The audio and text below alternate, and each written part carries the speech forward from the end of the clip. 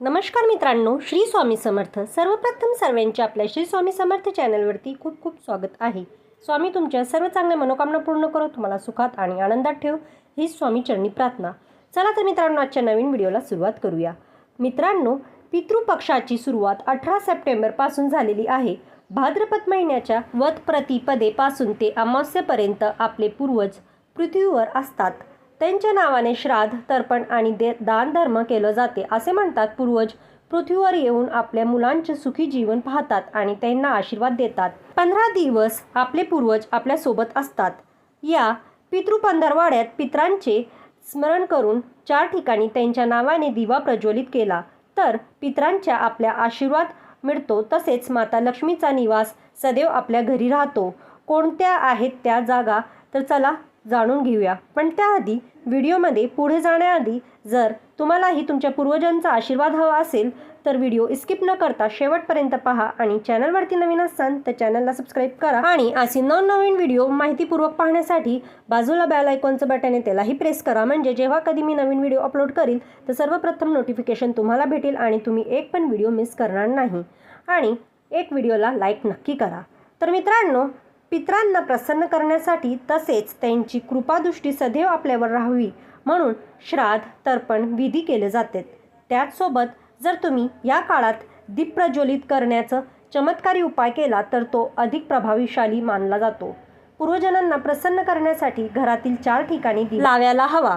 पितृपंधरवाड्यात अगदी दररोज तुम्ही दिवा प्रज्वलित केला तर पूर्वज अधिक प्रसन्न होऊन तुम्हाला आशीर्वाद देतील आणि त्यांचा शुभ प्रभाव तुम्हाला नक्की जाणवेल। माता लक्ष्मीचा निवास सदैव तुमच्या घरी असेल। आता तुम्हाला प्रश्न पडला असेल, त्या जागा कोणत्या आहेत जिथे 15 दिवस तुम्हाला दिवा प्रज्वलित करायला लागेल? त्यासाठी तुम्हाला हा व्हिडिओ शेवटपर्यंत ऐकायचा आहे।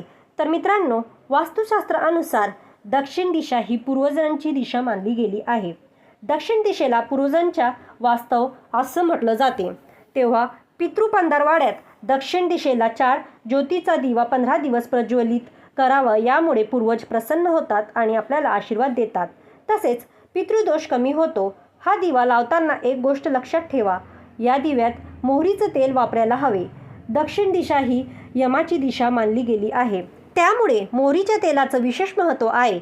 असं म्हणतात, तुम्ही जर दक्षिण दिशेला पितृपंधरवाड्यात दिवा प्रज्वलित केला तर पितरांचा आपल्या घराकडे येणारा मार्ग प्रकाशमान होतो। तसेच त्यांच्या मार्गात कोणतीही अडचण राहत नाही, ते सहज आपल्या घरी विराजमान होऊ शकतात। तसेच मित्रांनो, पिंपळ वृक्षाचे पूजामध्ये खूप महत्त्व आहे। पितृपंधरवाड्यात दररोज काळे तीळ घातल्याने दिवा पिंपळाच्या झाडाखाली प्रज्वलित करायला हवा। असे म्हणतात, देवी देवतांसह पितरांचा निवास पिंपळाच्या झाडावर असतो, त्यामुळे पितृपक्षात तुम्ही पिंपळाच्या झाडाखाली दिवा प्रज्वलित केला तर पूर्वजांना आशीर्वाद मिळतो।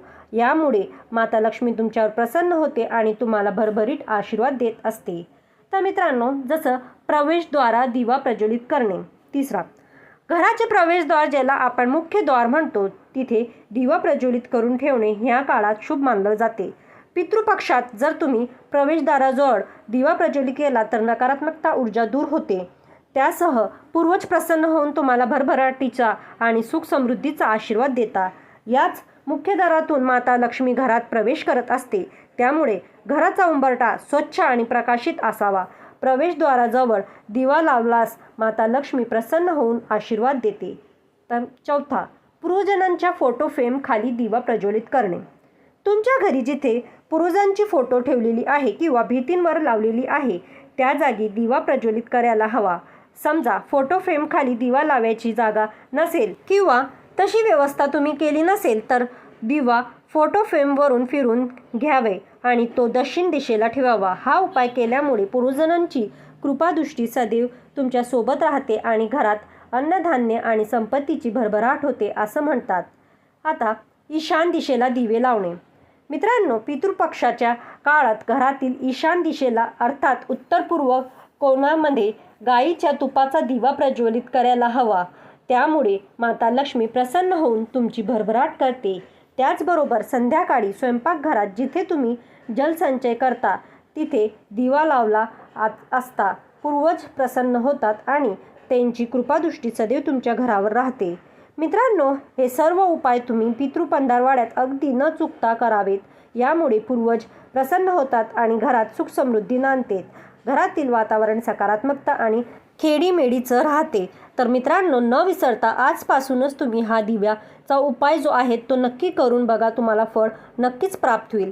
तर मित्रांनो, ही माहिती कशी वाटली? जर ही माहिती तुम्हाला आवडली असेल तर आमच्या व्हिडिओला एक लाईक नक्की करा आणि चॅनलवरती नवीन असाल तर चॅनलला सबस्क्राईब करा आणि असेच नवनवीन माहितीपूर्वक नवनवीन व्हिडिओ पाहण्यासाठी बाजूला बेल आयकॉनचं बटन आहे त्यालाही प्रेस करा, म्हणजे जेव्हा कधी मी नवीन व्हिडिओ अपलोड करेल त्याचं नोटिफिकेशन सर्वप्रथम तुम्हाला भेटेल आणि तुम्ही एक पण व्हिडिओ मिस करणार नाही.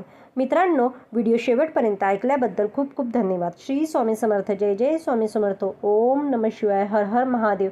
ओम गण गण गणपते नमः. ओम गण गण गणपते नमः. ओम गण गण गणपते नमः. ओम गण गण गणपते नमः.